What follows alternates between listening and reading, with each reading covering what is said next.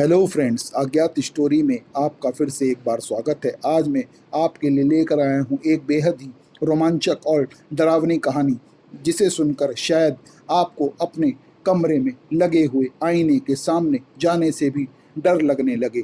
तो आइए दोस्तों, अपनी इस कहानी को शुरू करते हैं। इस कहानी में न हवेली है, न चुड़ैल है, न भूत की परछाई है। डर एक ऐसी चीज़ से पैदा होता है जो हर इंसान के घर में होता है, और वह है आईना। रात के लगभग 1:26 पर सिया ने पहली बार उसे देखा। वह अपने बाथरूम के आईने के सामने खड़ी थी। चेहरा धोने के बाद उसने तौलिया उठाया और आईने में अपने आप को देखा। उसका प्रतिबिंब बिल्कुल सामान्य था, लेकिन उसके पीछे बाथरूम के दरवाजे के पास कोई खड़ा था। सिया का दिल एक पल के लिए रुक गया। उसने तुरंत पीछे मुड़कर देखा। दरवाजे के पास कोई नहीं था, बाथरूम खाली था। उसने दोबारा आईने की ओर देखा। अब वहाँ कोई भी नहीं था। सिया कुछ देर तक चुप खड़ी रही। फिर उसने खुद को समझाया, नींद कम होने से आंखों का भ्रम होगा। वह कमरे में आकर सो गई। अगली सुबह उससे अपनी छोटी बहन नंदिनी का फोन आया। दीदी, रात तुम क्या मेरे कमरे में आई थी? सिया ने कहा, नहीं। नंदिनी ने कहा, पक्का? हाँ। क्यों? तुम्हें ऐसा क्यों लगा कि मैं तुम्हारे कमरे में आई हूँ? नंदिनी कुछ पल के लिए चुप रही। फिर वह बोली, मुझे लगा तुम शायद मेरे दरवाजे पर रात को खड़ी थी। सिया ने हंसकर कहा, मैं तो अपने कमरे में ही थी और ना मैं तेरे कमरे में आई थी। नंदिनी ने धीरे से कहा, लेकिन दीदी, तुम मुझे देख नहीं रही थी, इसीलिए मैं तुम्हें पूछ रही हूँ। सिया की हंसी रुक गई। क्या मतलब? नंदिनी ने कहा, तुम दरवाजे पर खड़ी थी, मैं उठकर बैठ गई। मैंने पूछा, दीदी क्या हुआ? फिर तुमने कोई जवाब नहीं दिया। तो फिर तुमने अपना चेहरा दरवाजे की ओर से हटाया। सिया धीरे से पूछा, कैसे? नंदिनी की आवाज़ कांपने लगी। तुम्हारा शरीर वहीं खड़ा था, लेकिन तुम्हारा चेहरा मेरी तरफ, पीछे की तरफ धीरे धीरे घूम गया। सिया ने यह सुनकर मोबाइल हाथ से छोड़ दिया और कांपने लगी। अचानक फिर उसे ध्यान आया कि मोबाइल तो उसके हाथ से छूटकर गिर गया है। फिर उसने मोबाइल उठाया और फिर पूछा, फिर क्या हुआ? नंदिनी ने कहा, फिर दीदी तुम चली गई।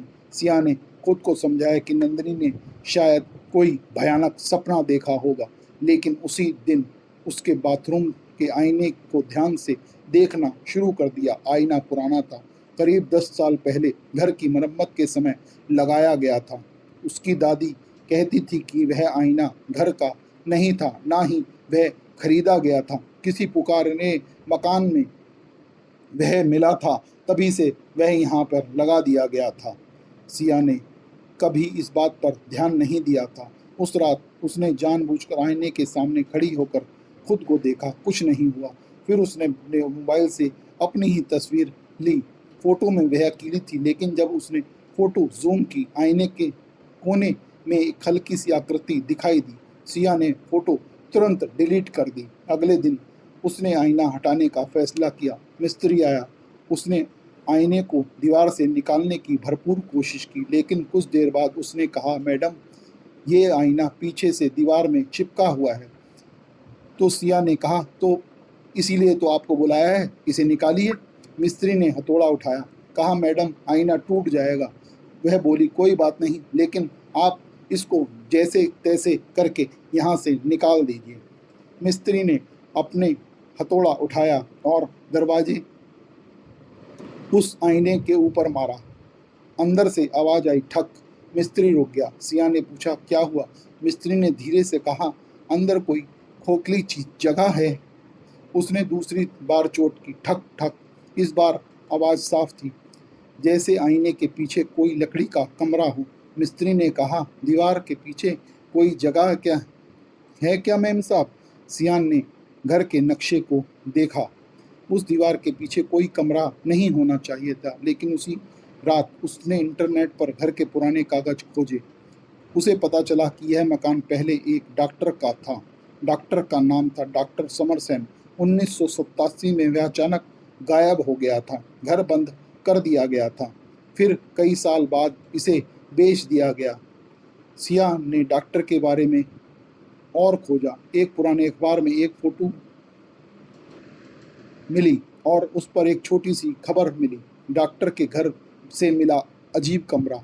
खबर में लिखा था कि पुलिस को घर की दीवार के पीछे एक छोटा सा कमरा मिला था। कमरे में कुछ नहीं था, सिर्फ एक बड़ा आईना और दीवार पर एक वाक्य लिखा था, जो दिखता है वह हमेशा सामने नहीं होता। सिया ने तुरंत मोबाइल बंद कर दिया। उस रात उसने बाथरूम का दरवाज़ा बंद कर दिया, लेकिन करीब 2 बजे उसकी नींद खुली। उसे लगा कोई कमरे में चल रहा है, धीरे धीरे नंगे पैर से, छप छप छप छप। सिया ने आंखें खोली। कमरे में कोई नहीं था। आवाज़ बाथरूम से आ रही थी। उसने मोबाइल की टॉर्च जलाई। बाथरूम का दरवाज़ा बंद था, लेकिन दरवाजे के नीचे से पानी बाहर आ रहा था। सिया बिस्तर से उतरी। पानी उसके पैरों तक पहुंचा, ठंडा, बिल्कुल ठंडा, बर्फ जैसा ठंडा। उसने बाथरूम का दरवाज़ा खोला। बाथरूम सूखा था। फर्श पर पानी की एक बूंद भी नहीं थी, लेकिन बाहर पानी ही पानी था। सिया ने देखा उसके कमरे के फर्श पर भी पानी नहीं था। फिर पानी आया कहाँ से? वह वापस मुड़ी। आईने के उसके सामने कोई पीछे से खड़ा था। इस बार सिया ने पीछे नहीं देखा। वह आईने को देखती रही। वह आकृति धीरे धीरे उसके करीब आ रही थी। सिया के शरीर का तापमान बिल्कुल ठंडा हो गया और अचानक उसके शरीर ने बहुत सा पसीना छोड़ दिया। आकृति उसके बिल्कुल पीछे आकर रुक गई, लेकिन आईने में उसका चेहरा नहीं दिख रहा था, सिर्फ उसके कंधे। सिया ने अचानक पूछा, तुम कौन हो? आईने में खड़ी आकृति ने सिर हिलाया। सिया का शरीर जम गया, क्योंकि उस आकृति ने उसकी आवाज़ ने जवाब दिया, तुम। सिया ने आंखें बंद कर ली। कुछ सेकंड बाद उसने आंख खोली। आईने में अब सिर्फ वही थी। उसने उसी रात आईना तोड़ने का फैसला कर लिया। सुबह उसने मिस्त्री का इंतजार करना भी उचित नहीं समझा, लेकिन उसने सोचा कि सुबह मिस्त्री आएगा, उसी से आईना तोड़वा कर निकलवा दूंगी। सुबह मिस्त्री आया। इस बार उसने हथौड़ा उठाया। पहली चोट लगी, आईने में दरार आ गई।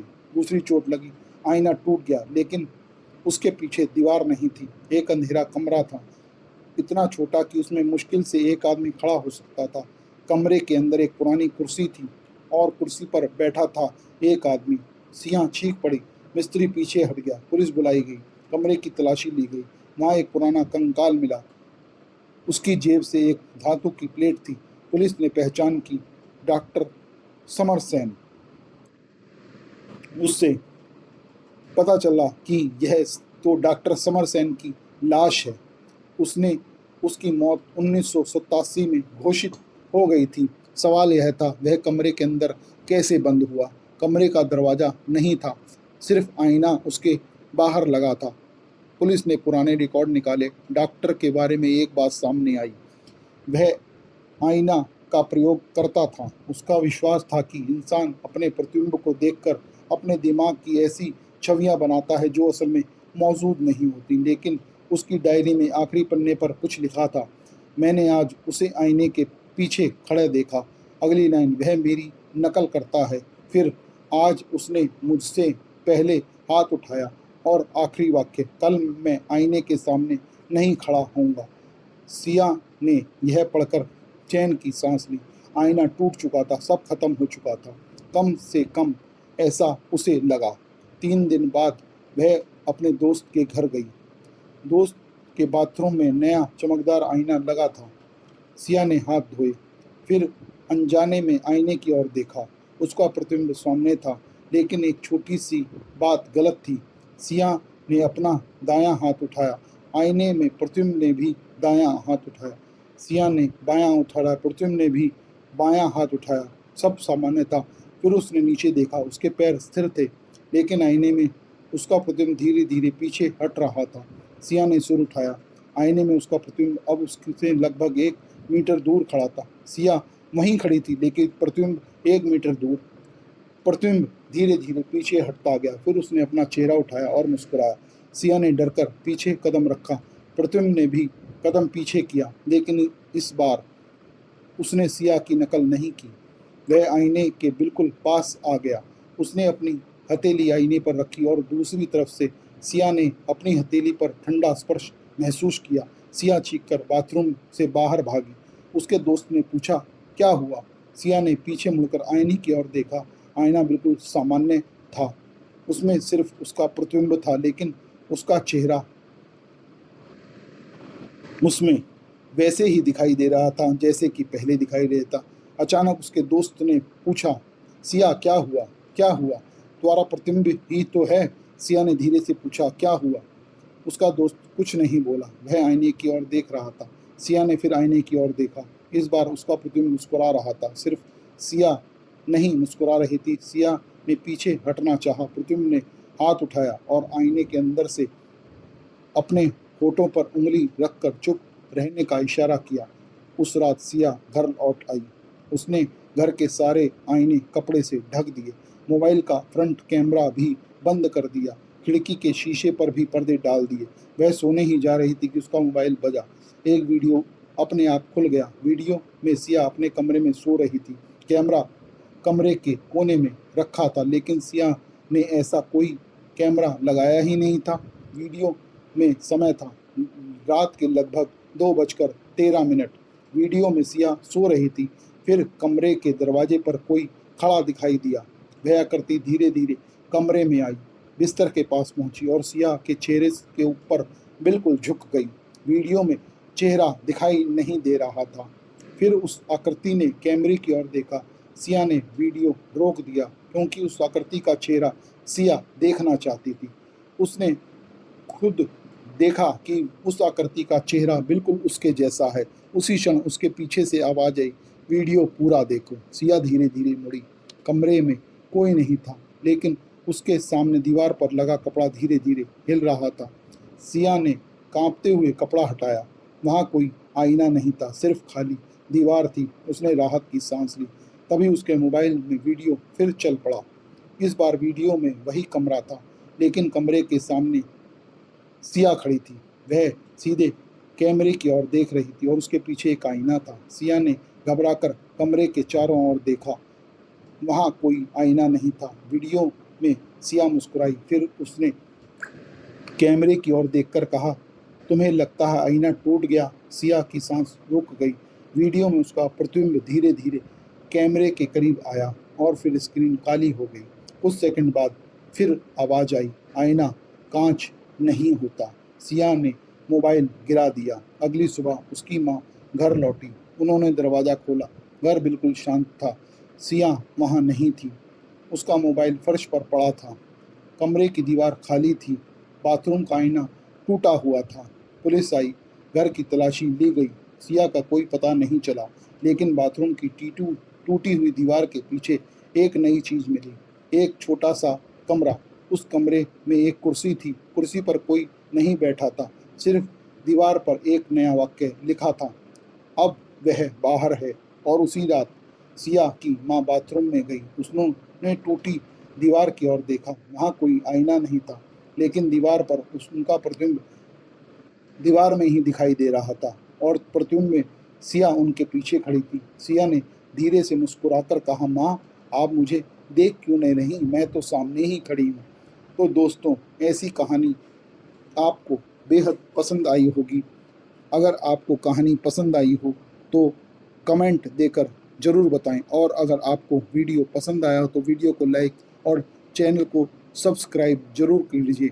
और तब तक मैं आपके लिए अगली कहानी, जो इससे भी ज़्यादा अनोखे विचार पर आधारित होगी, जहां डर किसी इंसान, भूत या घर से नहीं बल्कि एक गलत याद से पैदा होगा, ऐसी कहानी मैं आपके लिए लेकर आऊँगा। तो वीडियो को ज़रूर लाइक और सब्सक्राइब कीजिए। शुभ रात्रि, शुभ रात्रि, शुभ रात्रि।